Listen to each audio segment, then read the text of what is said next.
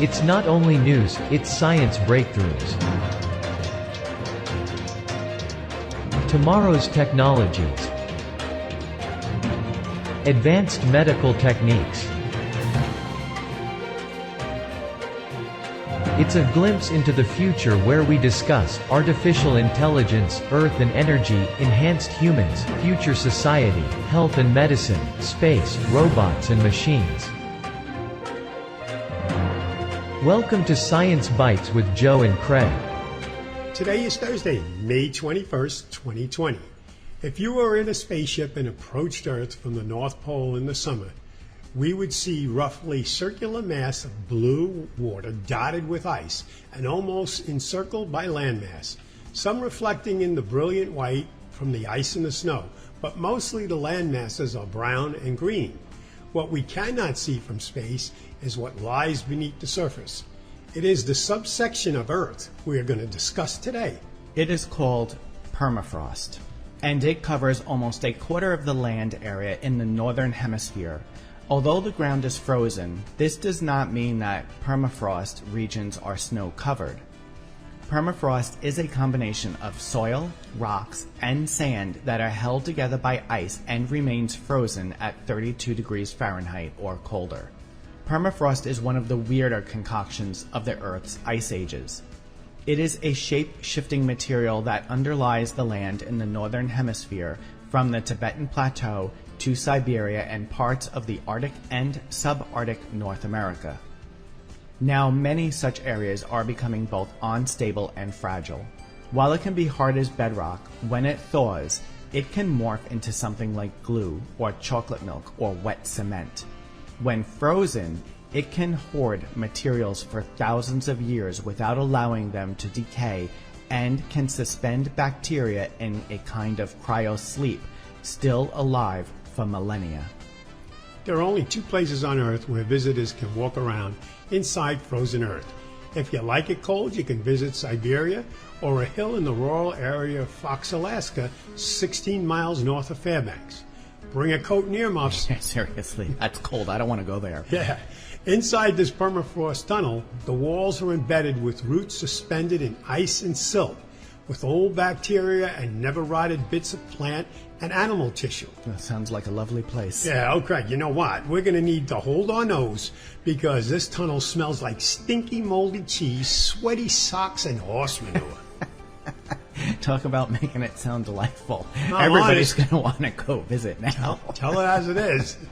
Now I'll never get the image and illusionary smell of sweaty socks mixed with horse manure and smelly cheese out of my head. But besides the rot and the awful smell, some areas of the tunnel are considered bone-rich. The wall holds a bone of a steppe bison that went extinct about 10,000 years ago at the end of the last ice age. A little further along, a mammoth bone. Scientists can easily retrieve 18 to 43,000 year old specimens for research. When you step into this tunnel boring into the earth, you step both underground and back in time. In December of 2019, NOAA revealed that the world's permafrost, which used to capture and store carbon, is instead collapsing and setting loose things that it had long ago entombed. Some scientists worry its thaw could liberate microbes wholly foreign to the modern world, a threat whose significance seems even more disturbing in light of the COVID-19 pandemic. NOAA's analysts suggest that the globe's unraveling permafrost is already releasing as much as 300 to 600 million metric tons of planet-warming carbon into the atmosphere annually. The finding is a warning signal, possibly the beginning of feedback loop in which natural process in the Arctic may make the impacts of climate change far worse. Homes are sinking and trees are tipping over in Alaska. Mammoth bones are surfacing in the Russian Far East. So many that people have actually begun selling mammoth tusks as a substitute for elephant ivory. And in 2016, more than 70 people in Western Siberia were hospitalized for exposure to anthrax, spread from a decades-old reindeer carcass that thawed from the frozen ground.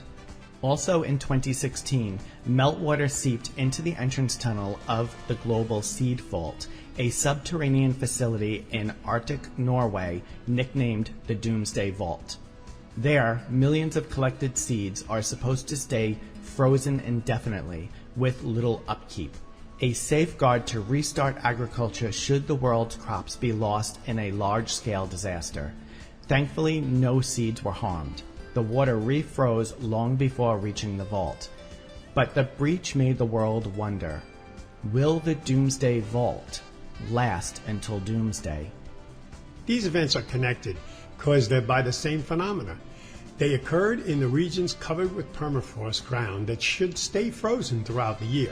It is now thawing due to global warming.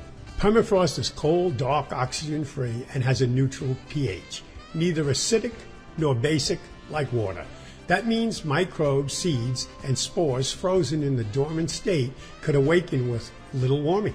This was proven in 2012 when researchers from the Russian Academy of Sciences sprouted 36 white tundra flowers from 30,000-year-old fruits.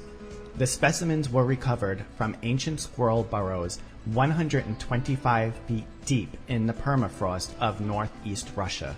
After sprouting in nutrient-rich test tubes, the seedlings grew into fruit-bearing flowers, resuming normal biological activity after being frozen for 300 centuries. Within 4 years, the team resurrected 2 never-before-seen viruses from the same 30,000-year-old deposits, both reawakening in the laboratory dishes and infected living amoebas. Through these experiments, researchers can directly study how viruses and life forms evolved over time. Currently, researchers are preparing to analyze samples taken from more than 500 feet deep in the permafrost, dated to about 600,000 years ago. Although the scientists have only worked on amoeba-killing viruses, the research heightens concerns that the pathogen infections to humans will emerge outside of the laboratory as the permafrost thaws. This is already an issue in the Russian Arctic, where anthrax outbreaks in the early 20th century killed an estimated 1.5 million reindeer. Many of these animals, along with infected cattle, are buried in the active layer that thaws in the summer and freezes in the winter. When warmed, the carcasses release anthrax spores, which readily reactivate into infectious bacteria. And it's not just anthrax from rotting deer. Cemeteries across permafrost zones of North America and Russia contain victims of smallpox, plague, and influenza. However, researchers believe there is a low risk for a global pandemic from these diseases in the permafrost. If it is an old known disease like smallpox, it will be sad for the poor people who get it, but it could be okay because it could be recognized quite easily, and you can put those people into quarantine. That's all we need is to stay home again. Seriously. With some dinosaur killing a bacteria or virus. Yeah. It's like, just give me enough food. It's almost like the earth is like just trying to kill us. We're sticking our nose where it doesn't belong. Yeah, that's true. Of more concern is those unknown diseases deeper in the permafrost being brought suddenly to the surface by mining and industrial development in the Arctic. Prehistoric pathogens for which we have no defense. Sounds lovely. Yeah.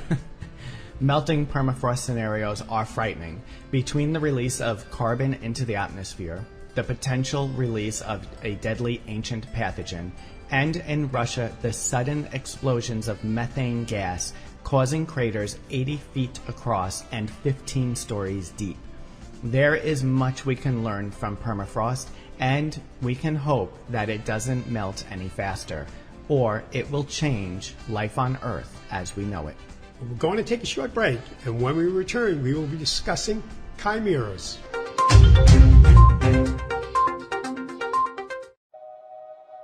Ignition sequence start.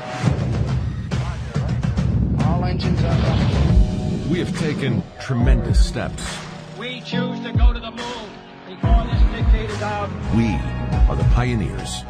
The star sailers, the thinkers, the visionaries, the doers. And because we stand on the shoulders of giants to go farther than humanity has ever been, we will add our names to the rolls of the greatest adventurers in history. Every day, every mission, we advance this calling. We are NASA. And after 60 years, we're just getting started.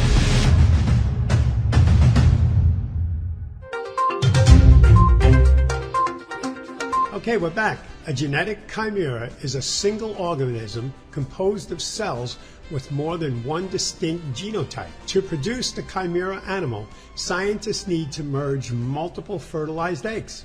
The centaur, chest and arms of a man attached to a horse, or the three-headed hound of hell. The best example may be Medusa, the body of a woman merged with serpents. You get the idea. Holy moly, what the heck? What else are we going to find? You'll never know when you listen to Science Bytes.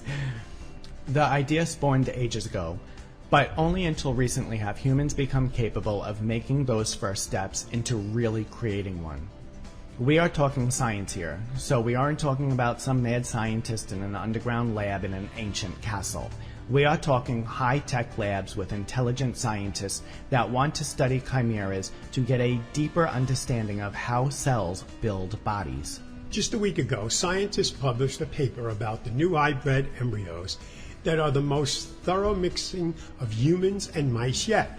With a little help, human stem cells can knit themselves into growing mouse embryos, populating the development liver, heart, retina, and blood. Finicky human cells don't tend to grow well in other animals, but in one of the new mouse embryos, 4% of its cells were human. Such chimeras could help reveal how a single cell can give rise to an entire organism. More humanized animals could also prove valuable in studying diseases such as malaria that affect people more than any other animal. And with more advances, chimeras could ultimately turn out to be a source of human organs.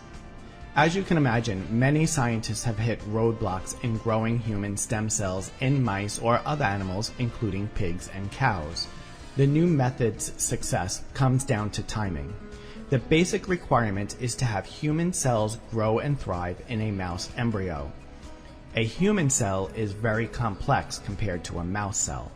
That is the main roadblock scientists encounter when creating chimeras. The solution to this problem was to turn the human stem cells' developmental clocks back to an earlier phase, or the immature stage. Researchers injected batches of 10 to 12 of these more youthful human stem cells into mouse embryos containing about 60 to 80 mouse cells and allowed the embryos to develop for 17 days. The human cells knitted themselves into most developing tissues of the mouse, destined to become the liver, heart, bone marrow, and blood.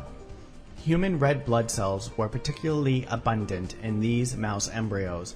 A small number of human cells showed up in tissue that will form a brain. One embryo had a swarm of human photoreceptors, eye cells, that help detect light. As far as the researchers could tell, no human cells were among the cells that could go on from the sperm and the egg. Yeah, and I think that's one of the most ethical things people worry about, is what happens if they do create something that can reproduce. Then we would end up with a centaur, maybe, or Medusa. A blow-up mouse. Yeah, blow-up mouse something. It could be dangerous, I guess, but we have to leave it up to scientists that they know what they're doing. Once inside a mouse embryo, something amazing actually happened. Usually human embryo cells develop at a sluggish pace, but in this instance, the human cells sped up to match their hosts. Human stem cells typically are slow to turn into certain types of mature photoreceptors, liver cells, or red blood cells, but not when the human cells are inside a mouse embryo. In 17 days, all these mature cells developed that would otherwise take months to get in a pure human embryo. Other scientists emphasize that the different laboratories need to repeat this results. If it works, which is a big if here, that would have significant implications. Human chimeras already live amongst us. One way chimeras can happen naturally in humans is that a fetus can absorb its twin. This can occur in fraternal twins if one embryo dies very early in pregnancy and some of its cells are absorbed by the other twin. The remaining fetus will have two sets of cells, its own original set plus one from its twin. These individuals often don't know they're chimeras. For example, in 2002, a woman named Karen Keegan needed a kidney transplant. She underwent genetic testing along with her family to see if a family member could donate one to her. But the test suggested that genetically, Keegan could not be the mother of her sons. This did result in a big lawsuit, which she ultimately won, because the mystery was solved when doctors discovered that Keegan was a chimera. The set of DNA in her blood cells was different from that in other tissues in her body. More commonly, people may exhibit so-called microchimerism, when a small fraction of their cells is from someone else. This can happen when a woman becomes pregnant and a smaller number of cells from the fetus migrate into her blood and travel to different organs. Okay, let's discuss those things we can't stop talking about this week, like those big invasive lizards. Georgia's Department of Natural Resources is warning residents that an invasive species of giant lizards has established in the state, posing a threat to wildlife and crops because they eat, quote, anything they want, end quote. Officials said they're working on to eradicate the spread of the Argentina black and white tegus. The lizards can grow to 4 feet long and weigh up to 10 pounds, making it easy to mistaking them as baby alligators. You know, Craig, maybe that's what's in our lake at home. It could be. It could very well have been one. Yeah, you know, you never know. Hey, we could start saying it's a big lizard. Yeah. Aren't alligators big lizards? Are they lizards? I don't even know. Yeah, but I think the people will like a big lizard better. Yeah, I think so too. So we got a big lizard in the lake now. Yeah.